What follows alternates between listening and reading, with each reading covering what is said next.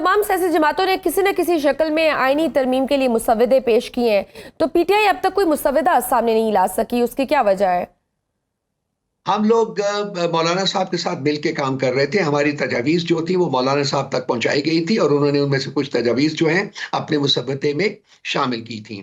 تو ہم نے نیڈ نہیں فیل کی اور ہم نے ان سے وقت بھی مانگا تھا کہ اگر آپ چاہتے ہیں کہ ہمیں کمپلیٹ اپنا جو مسودہ ہے جو وہ آپ کو دیں تو ہمیں ٹائم اور کچھ دیجیے گا. لیکن ان کے اوپر یہ لوگ بہت جلدی میں ہے نا، اور وہ جلدی میں جو کرنے کی کوشش کی تھی 2-2.5 ہفتے پہلے، وہ تو آپ کو پتا ہے کہ اس کا کیا حشر ہوا، اور اب بھی جلدی کرنے کی کوشش کریں گے تو اس سے بھی برا حشر ان کا ہوگا.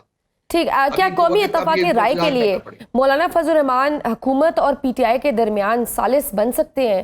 کیا مولانا آئینی ترمیم کی حمایت کے لیے پی ٹی آئی کو منا سکتے ہیں؟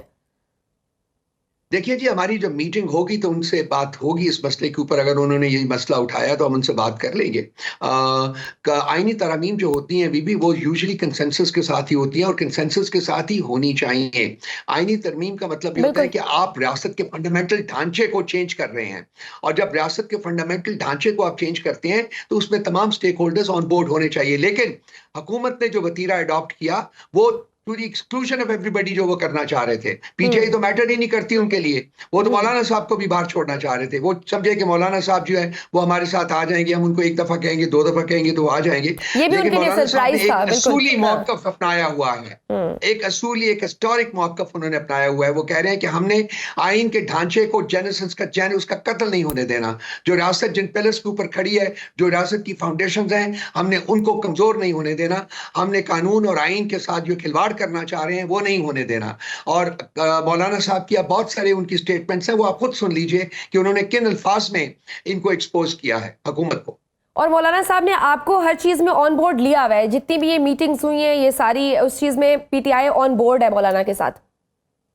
جی بالکل ان کے ساتھ آن بورڈ ہے. وی آر گریٹفل ٹو ہم کہ انہوں نے ہمارے ساتھ ایک کنسلٹیٹو پروسیس جو ہے وہ اسی کے تھرو وہ آگے بڑھے ہیں اور ہم مشکور ہیں ان کے سلسلے میں. آپ کی جماعت کے لوگ کہہ رہے ہیں کہ حکومت کے ساتھ ایم این اے ووٹ نہیں دیں گے، مگر دوسری طرف ہمیں یہ آوازیں بھی سنائی دے رہی ہیں کہ آپ کے ایم این ایز کو بڑی بڑی آفرز بھی دی جا رہی ہیں، کسی کو ڈرایا جا رہا ہے، دھمکایا جا رہا ہے، کسی کے اہل خانہ کو اغوا کیا جا رہا ہے.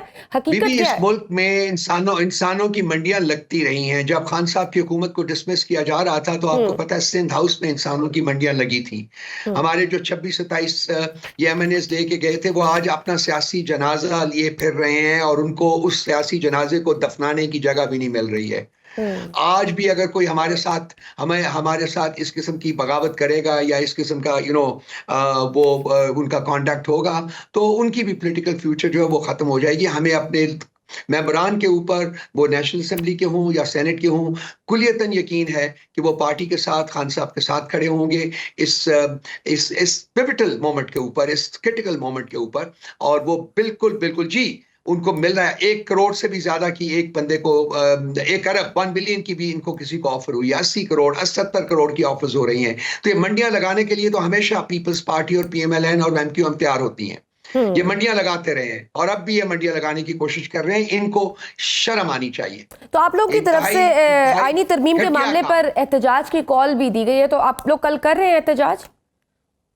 جی کل احتجاج ہوگا جی. کل 18 تاریخ کو جی بعد نماز جمعہ ملک بھر میں احتجاج کیا جائے گا جی. ٹھیک. اور دوسرا عمران خان صاحب کی صحت کے حوالے سے بھی میں بات کرنا چاہوں گی. کل بھی ایک آپ نے دیکھا کس طرح سے ڈسکشن رہی کہ ایک کنٹروورسی کریٹ رہی کہ آپ لوگوں نے ان کے عمران خان کے اپنے ڈاکٹر کی بات کی تھی لیکن انہوں نے سرکاری ڈاکٹرز کے تھرو کر دیا، پھر پروٹیسٹ بھی نہیں ہوا، آپ کی بات بھی نہیں مانی گئی.